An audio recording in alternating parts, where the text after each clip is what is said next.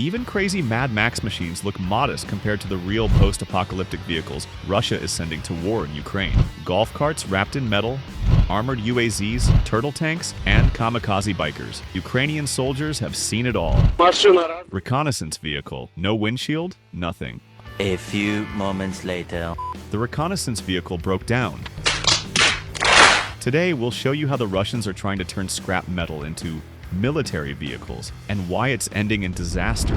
All these contraptions exist out of sheer desperation. Russia loses armored vehicles daily at a rate far higher than Ukraine, with total losses now surpassing the entire stockpile of some national armies. And the longer the war drags on, the worse the shortage gets. Let's take a look at the most popular of these Frankensteins. First up on our list, motorcycles. Initially, Russian bikers had some luck, zipping toward Ukrainian positions, hopping off before getting blasted, and using speed to their advantage. But as always with Russian tactics, things went off the rails. And just like that, their nimble bikes morphed into whatever this is. I'd call these mobile garden gazebos. They don't add speed or protection. Here's another curious model. Look familiar? Yep, it's exactly what you're thinking. And it's not hard to predict what happens to these disposable bikers. For most of these ghost riders, the road to Ukrainian positions is a one-way ticket to nowhere. But they keep at it. Why? Maybe the crew of the next monstrosity has some answers. On second thought, getting a word out of them might be tricky. First, we'd have to figure out how to even knock on the door of this steel porcupine. What's the point of these upgrades? Tough to say. A BMP that looks like a weird cake probably won't bring much to the fight, except maybe a good laugh for Ukrainian FPV drone operators. Because if one drone doesn't do the job, a swarm definitely will. So why are the Russians slapping extra cages and grills onto already heavily armored vehicles? Simple. Their tanks weren't built for this kind of war. Back in the day, tanks slugged it out face to face, so engine bays weren't a big concern. Now, they're prime targets, forcing the Russians to cook up these Frankensteins. This is what a T-80 tank looks like inside this metal shell. They've installed grills to improve ventilation. Here we can see solid 8mm steel plates. And over here, well, the tankers have installed a makeshift foldable bed. Look, it opens like this, locks into place, and now you can lie down and get some rest between missions. If you watch this without context, you might think it's a mockumentary, or some kind of elaborate prank. Do you ever laugh on people with retardation? But no, this is real.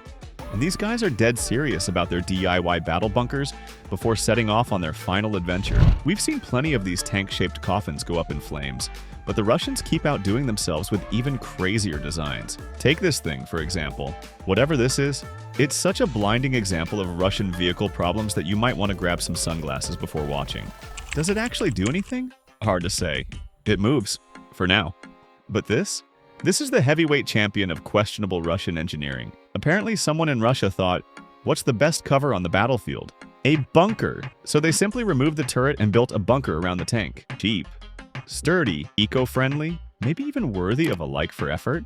Just don't get too inspired, because no matter how much scrap metal they weld onto these things, this happens. Soldiers from the 63rd Mechanized Brigade shared footage of these armored fortresses getting absolutely shredded. No matter how many steel bars and makeshift cages they slap on, FPV drones always find a way inside. And for the crews inside these rolling tin cans, surrender is often their only chance. Like here, where the skeleton crew of a barn tank gave up and lived to tell the tale. One of the soldiers involved in capturing them recalls, "Our task was to destroy it, but we ended up taking it instead. They had AKs, and the first guy gave up immediately. The second guy didn't want to come out, so we had to talk it over with him. He locked himself inside with some grenades. Lucky for us, he was a bit concussed. We made it clear, come out, we won't hurt you. Surrender, and you'll be fine." And I guess he finally got the message. Now let's step away from the armored monstrosities and look at the other vehicles Russia is throwing into the meat grinder. Check out this convoy rolling straight into the wasteland to film Mad Max: The Last Ride. And when they don't have armored vehicles left, they just send in regular cars. Of course, they don't last long. So, given enough time, these future drone victims try to armor them up. Take this KAMAZ truck, for example. It's destined to become another trophy in a Ukrainian FPV operator's highlight reel. And just look at this cave art. A true masterpiece. Every day, Ukrainian military channels showcase the fate of these Franken trucks. Blowing them up has practically become a routine. All that extra metal didn't help one bit.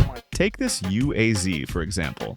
Apparently, it didn't come with a sun visor, so its proud owners decided to weld on a whole roof. Why block your own visibility? Maybe so you don't see what's about to destroy you. But that's just the beginning. Russians are also turning dune buggies, ATVs, and even golf carts into two-seater death machines, like this masterpiece, which they proudly show off on state TV. It's a DIY tank hunter, basically a buggy covered in scrap metal, carrying an anti-tank missile system. Will it actually hit anything? Unclear. Their own footage is stitched together from different attacks, so we'll just assume their editing skills are better than their aim. For comparison, Ukrainian troops also mounted a Soviet faggot ATGM on a buggy. The difference? Better engineering, better mounts, and actual combat skills, not propaganda cuts. That said, some Russian DIY projects, while bizarre, actually serve a purpose. Check this out. It's designed to shoot down Ukrainian drones. At the back, a whole piano of AKs. At the front, a dual-mounted machine gun. Used properly, this thing could take down not just FPVs, but even winged UAVs. Ironically, this tactic was pioneered by Ukrainian air defense teams using mobile groups to hunt Shahid drones. And some Ukrainian vehicles? Absolute masterpieces.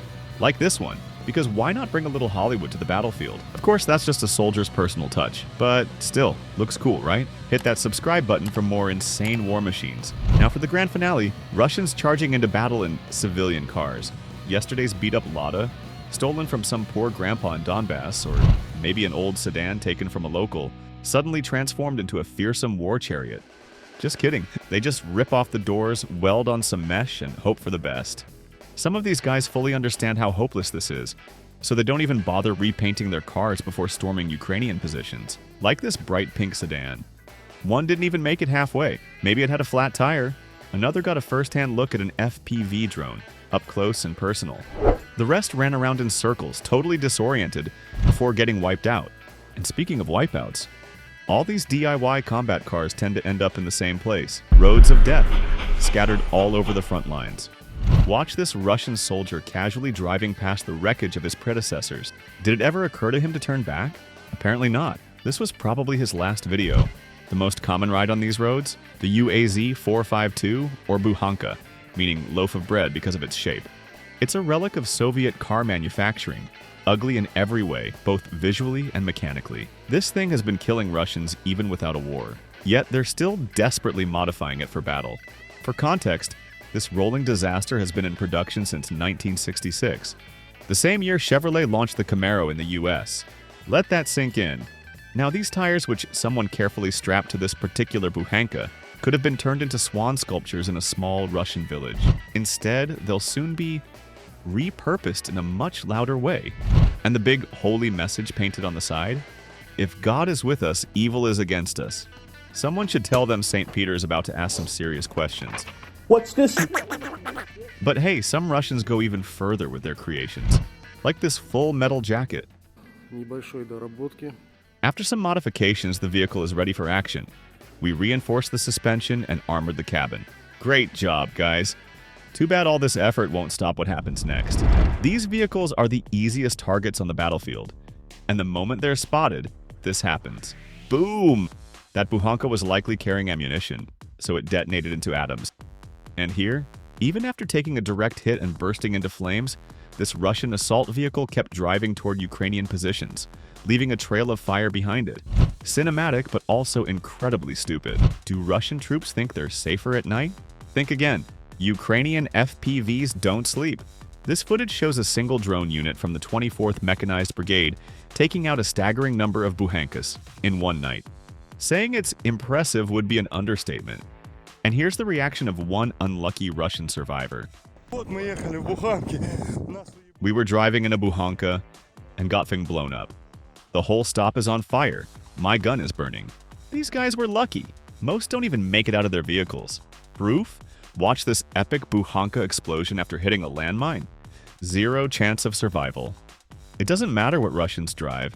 This severe lack of proper equipment makes them easy targets. Using civilian vehicles in war is always dangerous. You cannot armor them properly like military-grade vehicles. Ukrainians understand this, which is why they use pickup trucks, relying on their speed and electronic warfare systems. So no matter how many waves of Russians they send, charging into battle in a beaten-up Lada is never a good idea. And now for a little bonus. In one of our previous videos, we joked about Russians attacking on horseback. Who would have thought this joke would come true so quickly? Look, boys, this is Ukraine. 2 Russian soldiers from Saka stole horses and complained that they were too slow. Truly the Russian way. What do they plan to do with them? We have no idea. Let's just hope the horses make it out okay, unlike the horse thieves. Russia can mobilize enough men to hold the front and even advance in some areas, but they can't equip them with real military vehicles. And so these horrific yet hilarious creations keep popping up, most of them completely useless on the battlefield. Sure, some get the job done, but the casualty rate skyrockets in the process. Which one was your favorite? The barn tanks? The pink Lada? Or maybe the rolling bread loaves? Drop your picks in the comments below.